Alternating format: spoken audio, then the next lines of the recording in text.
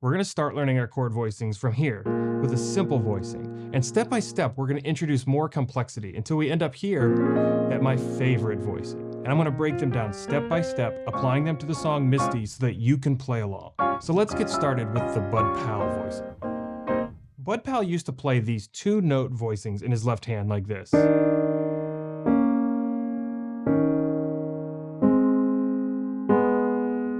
The bottom note of this chord is always going to be the root. So here on E flat major 7, I'm going to play an E flat. Now our top note, we have 2 choices. We could play either the D, which is the 7th of the chord, or we could play the G, which is the 3rd of the chord. Both of these are fine options. The trick is, as we sequence these chords back to back, we want to kind of carefully pick which voicing we're using so that our hand can stay nice and close together. This is called voice leadings. Now, as we get down lower, you notice I'm now playing the E flat all the way down here in octave. If I were to play the G down here, it gets super muddy. So what we want to do is bring that G up an octave, up here. Now you might be wondering, like, how do I reach this? I have no problem reaching tenths most of the time, but this is a pretty big reach. I can almost get it. Almost. But it's no problem if you want to roll it. In fact, that's probably what I'm going to do anyway. So a general rule of thumb, as you get lower on the piano, you kind of want to spread these notes out a little further. So if we were going to play Misty using these voicings, it would sound like this. When I first started learning how to play jazz piano, I was really interested in chord voicings, but every resource that I went to just kind of started with the same thing. So like when you play jazz, you play 4-note chords instead of 3-note chords. And so I started putting that 7th on the top of my chords, and I thought I was doing it right. But when I listened back to my favorite artists like Bill Evans, Errol Garner, Oscar Peterson, I realized that whatever they were doing, it was way more than just adding this 4th note. And so today I want to tear down that veil and show you all the real voicings. If having notation in front of you helps you understand these concepts, then I've made a free PDF worksheet for you that I've linked down in the description. You can grab that now and follow along. Now the Bud Powell voicings alone don't define the chord. We actually need the root, the 3rd, and the 7th in order for us to get a full sense of what chords are playing. But he was able to get away by doing this because he knew that the melody note was likely going to be a 3rd or 7th, and so he could make sure that his left hand just played whichever note the right one wasn't playing. Check out this C minor chord right here. So you notice in my left hand I've got C and its 7th B flat, and my right hand is playing the melody note E flat. So generally I'm trying to look for places where I can cover all 3 of those notes, root 3 and 7. So this idea that every chord needs to have a 3 and a 7 to sound complete kind of leads us into our next voicing, the shell voicing. The shell voicings are our first of the rootless voicings, meaning that we're not going to play the root of the chord. We're just going to play 3 and 7 in our left hand. These are the kind of voicings that we would hear from Wynton Kelly or for Red Garland. So if we make one of these shell voicings over this E flat major 7, we get G and D. This is our 3rd and this is our 7th. But notice we could do this another way. We could invert these 2 notes, right? We could put the D on the bottom and the G on top. So we have an A voicing and a B voicing. And this gives us the freedom to be able to move this voicing around on the piano in different places, right? So just as a general rule of thumb for this voicing, but actually for all of the ones we're going to talk about today, is we want to keep this 3 and 7 kind of huddled around middle C. Now perhaps the most important voicing for us to learn is built by adding 2 more notes on top of these simple shell voicings. These are 4-note voicings where we have 2 notes in the left hand and 2 notes in the right hand. So the good news is the 2 notes in our left hand are the same notes that we just learned from the shell voicing, the 3 and the 7. So here in E flat major, we have the same 2 notes, G and D. Now our right hand is going to play 2 different notes, the 9 and the 5. The 5 is going to be B flat. And our 9 is going to be F. And so we get a voicing that sounds like this. So just like our shell voicings, where we had this A voicing, and then we could invert it to get this B voicing. The same thing applies here in this in the 2-hand version. A voicing, B voicing. All we're doing is inverting the notes of both hands. This goes to here, and this goes to here. Let me show you just how good this can sound.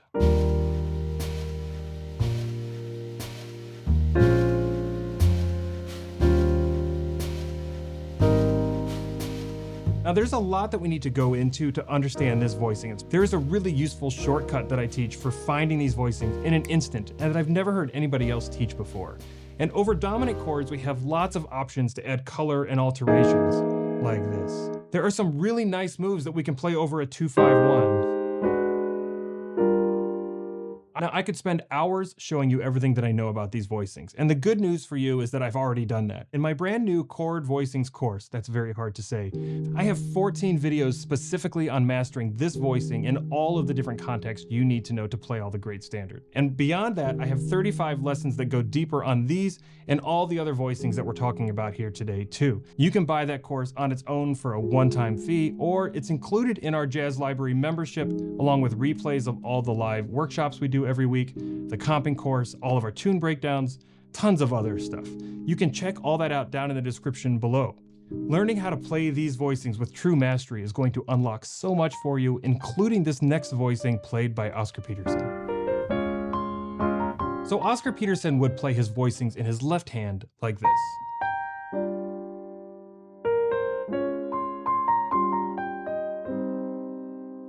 Now, of course, Oscar's right hand would be doing all kinds of crazy shit, but that is a video for another day. These voicings are also rootless chord voicings, and they have 3 notes in our left hand. But now that we know those two-handed 4-note comping voicings, there's kind of a cheat code to get here almost instantly. So if we take our 2-hand voicing for E flat major 7, which was this, all we're gonna do here is take this top note and we're gonna throw it away, and this bottom note in our right hand, we're gonna reach up and play it with our left hand instead. So where we had 3, 7, 9, 5 before, we're gonna throw the 5 away and just put the 9 in the left hand. Now our B voicing was this. We had 7, 3, 5, 9. So in this case, instead of dropping the 5, we're gonna drop the top note, which is the 9. And so our left hand voicing is gonna be 7, 3, 5. If you pull open almost any Oscar Peterson recording, it could be a ballad, it could be a fast swinging tune, it doesn't matter. Very often his left hand is playing these 3-note voicings. Now Oscar was also known to play another style of chord, which was inspired by the playing of George Shearing. So George Shearing's chords are commonly known as block chords, and kind of what gives them that sound is that the melody is doubled in octaves on the outside of the chord. So our top note and our bottom note are the same. So I want you to use your ear here for a second when I play this melody. Here's our chord.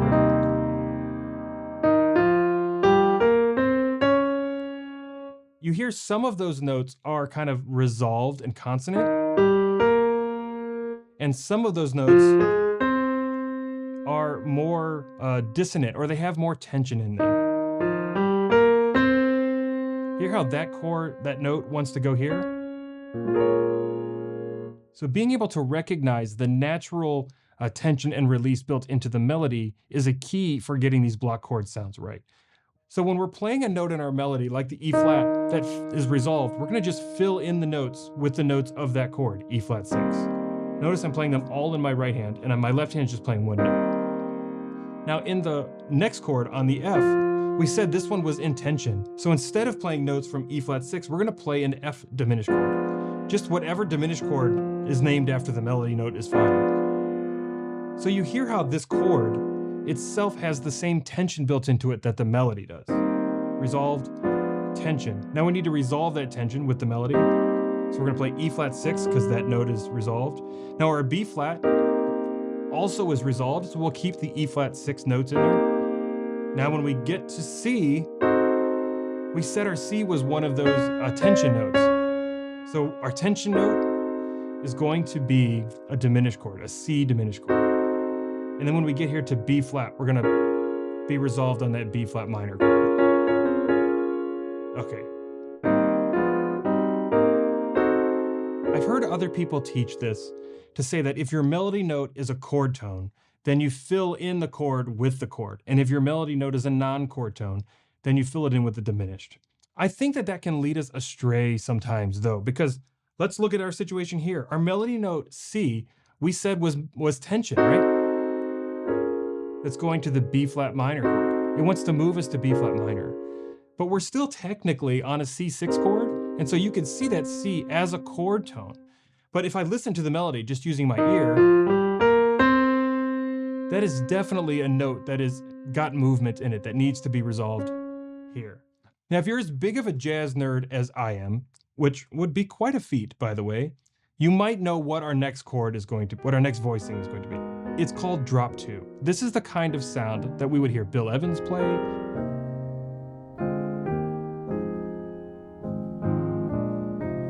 It's kind of the same thing as the block chord, but we're going to change the way that we treat the melody. So if we take this same line,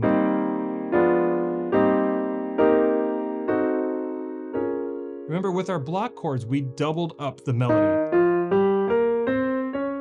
in octaves. Now in drop 2, we're not going to do that. Instead, what we're going to do is we're going to treat each of these chords kind of like it's a choir. Now, if you've ever sung in a choir, like at your local church, you would know that we break down voicing into 4 parts: soprano, alto, tenor, and bass. And you notice that I'm spelling these from the top down. 1, 2, 3, 4. So when we play a drop 2, the 2 that we're talking about is the second note from the top, the alto line. So instead of playing this, where we double the melody, we're instead going to take the 2, the alto line, the C, and we're going to play it down here instead. We're going to drop it an octave. So that takes us from this to this. And oh, how cool is that? Now, everything that we just learned to do over the block chords applies directly here to drop 2s. So all of the tension and release stuff that we talked about, picking the diminished chord and all that stuff, it all fits the same way with drop 2. Notice what happens to our outer notes. Instead of having an octave doubled on the outside, we get this with the outer notes being 1/10 apart. When we play the melody this way, nice and slow,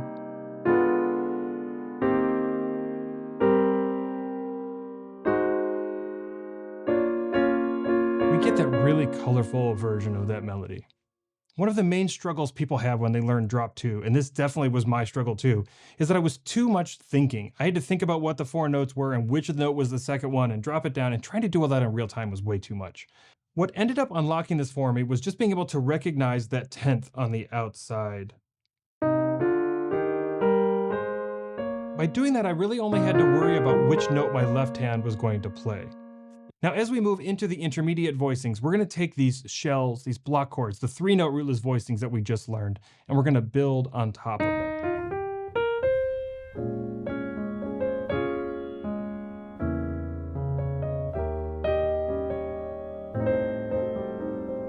That is the sound of the Barry Harris 6 diminished concept in action. The block chords and drop 2s are kind of the foundation of Barry Harris's 6 diminished concept, and he actually breaks it down one step kind of beneath that with what he calls the 6 diminished scale. If we take an E-flat major scale, and if we use that to build chords on each degree, you probably know this: E-flat major, F minor, G minor, A-flat major, B-flat 7, C minor, D half diminished, and E-flat major again. There are 7 different notes in the scale, and each one of those notes has its own chord. So when we do this same idea, building chords off the scale degrees, but instead of the major scale, we use Barry Harris's major scale, which he calls the 6 diminished scale, we get a scale that has an extra note in it. We add a flat 6 right here. Now when we build chords off of this scale, like we just did, we get E-flat major 6, then we get F diminished 7. Now we get E-flat major 6 again, but just an inversion. We put the G on the bottom. And then we get F diminished 7 again, an inversion. Then we get E-flat major 6 again, F diminished, E-flat major 6, F diminished, E-flat major 6.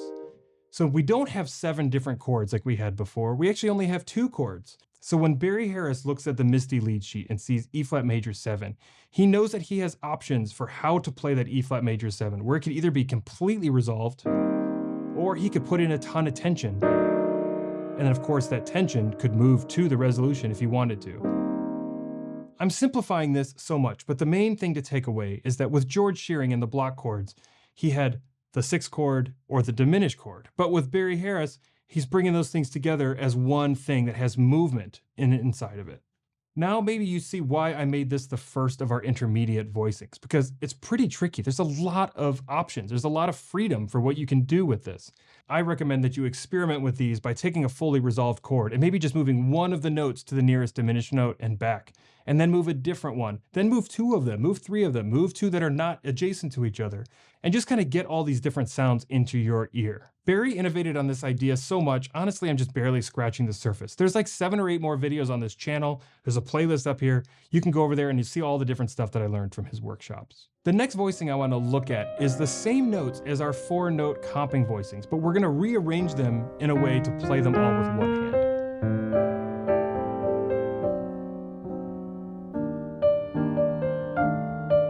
So let's come back to that comping voicing I showed us earlier, the 4-note, the 3, 7, 9, 5, 2-hand comping voicing. What we're going to do here is we're going to play all 4 of these notes in one hand, in our left hand. And it's going to be the exact same notes, but something really interesting happens when we kind of close the voicing down and put everything real close together.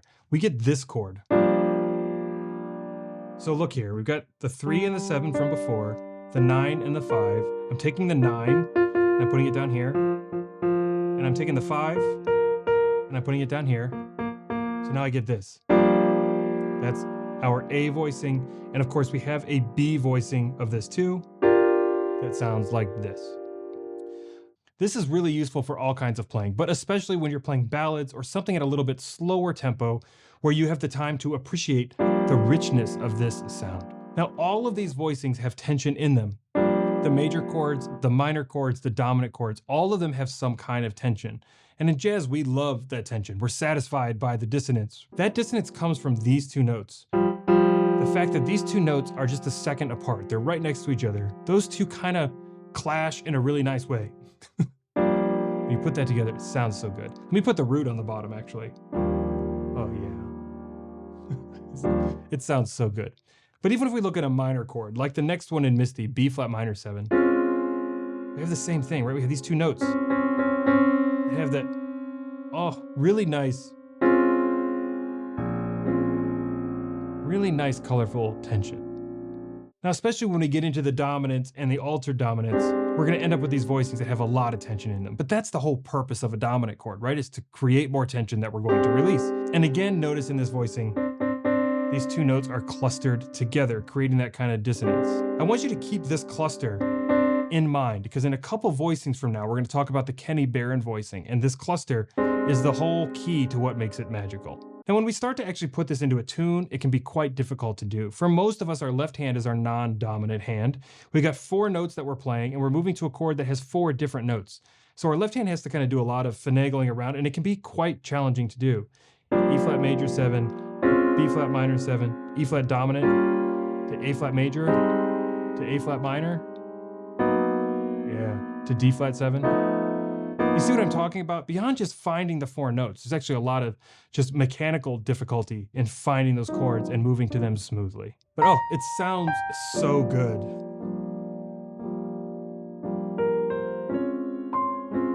Two of my favorite players of all time are Errol Garner and Gene Harris, and they come from very different periods of time. But the next voicing that I'm going to show you is one that I hear both of them playing, but in very different ways.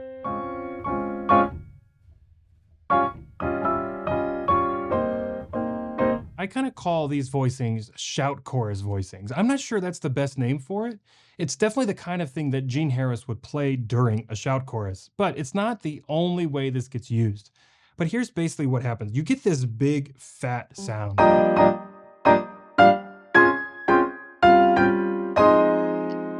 Now this sound is huge, right? Big, fat sound. And it comes, of course, because I'm playing 8 different voices.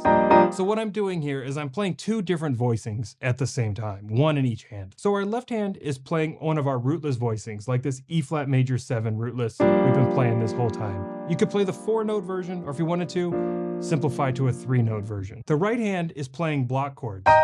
So an octave, and then filling it in with some notes inside it. So Gene Harris would do kind of this thing.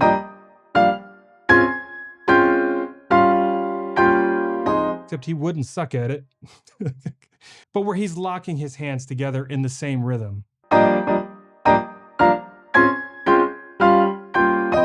if you went back, what, 60 years earlier than that. I don't know, something like that. You would find Errol Garner playing this same voicing, but in a very different way. So what Errol would do is he would take this same rootless voicing in his left hand, but instead of locking the two hands rhythm together, he would just kind of strum in quarter notes on the left hand.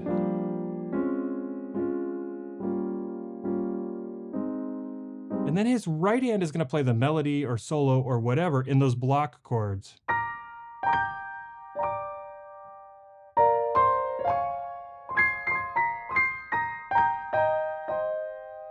Now, when you put those two things together,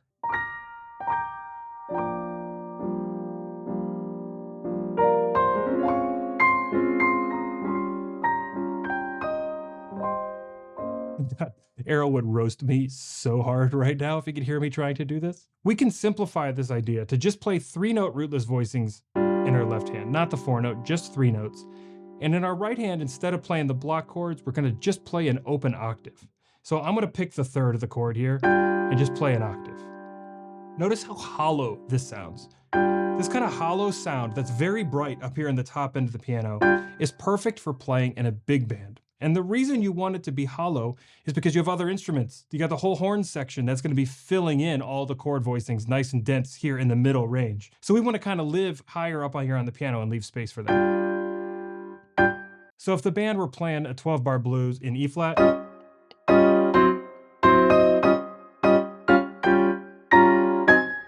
this works really well. So the opposite of this voicing that is bright and kind of hollow would be something that's rich and thick and lush. And so that's what our next voicing accomplishes. So to do that, we need much more than just these 4 notes. We need 5, 6, or even more notes in our chords sometimes. So check it out here over this D7 chord. This might be like my second favorite chord of all time.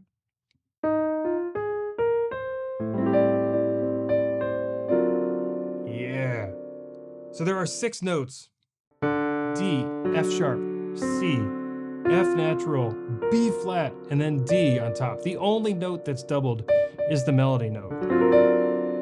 Generally, we want to try to not double notes as much as possible here, but if you have to double one, the melody note is the one to do it. Of course, this is a rich altered dominant chord, but I'm actually thinking about it more simply than that. So this is what I call an upper structure, and the key to making it work is by putting a triad sound on top, and that serves 2 purposes. You notice I'm playing a D7 chord, a shell here in my left hand, right? The D root, and then the 3 and the 7. So nothing fancy there. But the right hand is playing a B flat major triad. When you put those 2 things together, you get this sound. Now, of course, you could think about this as D7 flat 13 sharp 9 if you wanted to. But I said that backwards. D7 sharp 9 flat 13, the D on top. You could think about it that way, but it's a whole lot to think about. Instead, all I'm thinking about is a B flat major chord in my right hand and a D shell in my left hand. To get this sound right, you have to make sure that these hands are close enough together that they can touch, like this. Our thumbs can touch. If I play this B flat voicing like up here, where they can't reach, all of a sudden these 2 sounds start to sound like a polychord. It sounds like D7 with a B flat on top, instead of it being this one cohesive chord.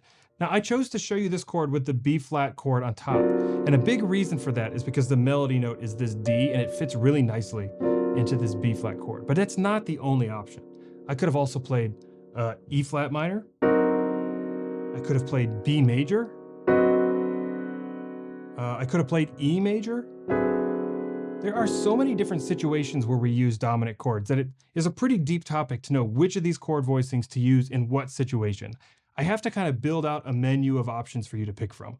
If you want to know more about how that works, just leave me a comment down below, and if enough people are interested, I'll make a whole video dedicated on this YouTube channel just about these upper structures and how to pick which ones.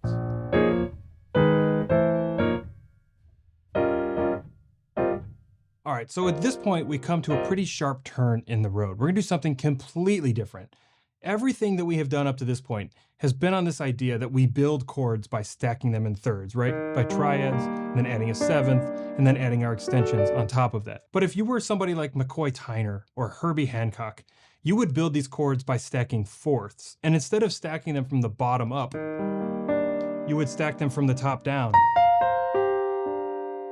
These are called quartal voicings. quartal like 4, Q-U-A, quartal.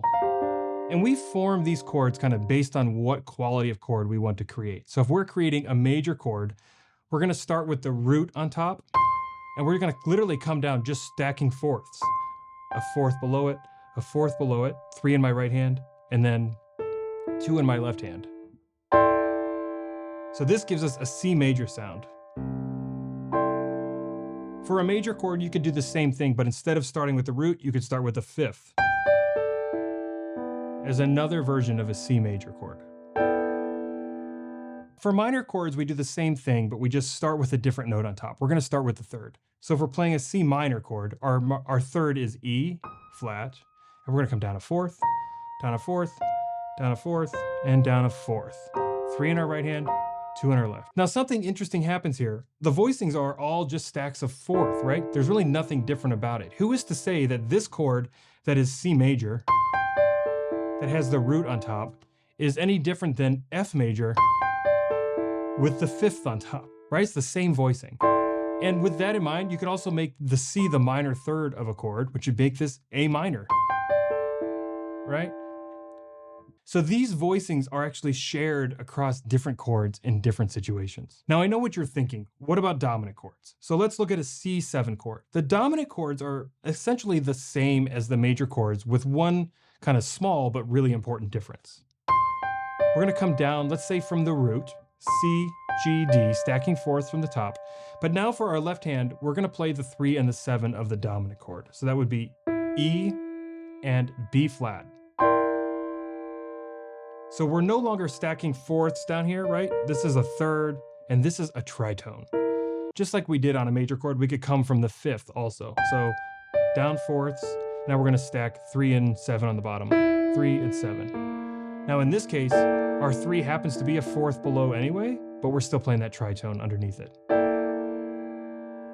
I first learned about these voicings from a book by Frank Mantooth called Voicings by Frank Mantooth, something like that. It's back here on the shelf somewhere. It's well worn out. I've given it a lot of love. And in that book, he talks about Mantooth's generic voicings. And that's what these chordal voicings are. So the book builds on these Mantooth generic voicings even more into what are called Mantooth miracle voicings. It's kind of pretentious now that I think about it. The miracle voicings are basically the same thing as the So What voicings, if you've heard that Miles Davis tune. So if we play this over the B section of Misty, we end up on this B flat minor chord that has a D flat in the melody. That's our third. So this should work.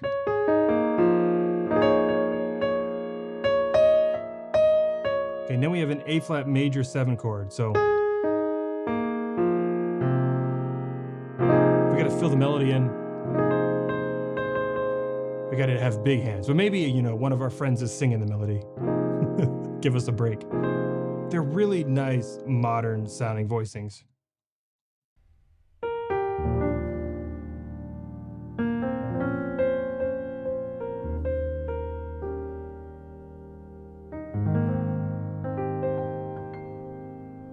This chord is called the Kenny-Barron voicing. We've talked about making chords by stacking thirds. We've talked about making chords now by stacking fourths. And the Kenny-Barron voicing stacks fifths. Gotta have big hands for this. Sorry, small-handed people. I don't know what to tell you. I guess you could probably cheat this somehow, but I'm blessed. My mom fertilized me a lot. I got big hands. Now this is an E minor voicing. And we have the root on the bottom, E on the bottom. Everything else we're playing is basically just stacking perfect fifths, right? So E to B is a perfect fifth, and B to F sharp is a perfect fifth. All in all, our left hand is spanning a ninth. Our right hand is going to play, again, a perfect fifth here. Up, goes up a fifth, goes up a fifth. And the right hand is starting on the third of the chord. And so what happens is you get this really open sound because it's all fifths except for this. Remember back when we were talking about our rootless voicings, we talked about that cluster, that second in the middle of the chord, and how that added that kind of super satisfying dissonance to the chord? It's exactly what's happening here. The other thing to note here is that our melody note on the top is the 11, a super colorful note. Okay, let's do a major version of this. The major chord voicing works basically exactly the same way. We're gonna start with the root on the bottom, and our left hand is gonna play a perfect fifth and a perfect fifth. Our right hand is also gonna play two perfect fifths, and we're gonna start from the third of the chord, just like we did before. But in this case, the third of the chord is going to be G sharp, not G natural, right? That's minor, this is major. Come up a fifth, come up a fifth. And you get this really nice floaty sound with that really super satisfying dissonance in the middle. Oh, I wish someone would make me like wind chimes.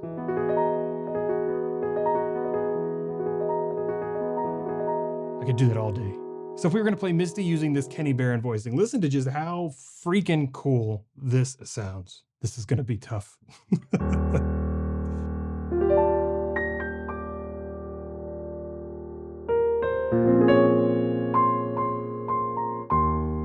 If you want to go deeper on any of these ideas, I've picked 4 videos up here for you, and you can kind of choose your own adventure as to which one you want to watch next.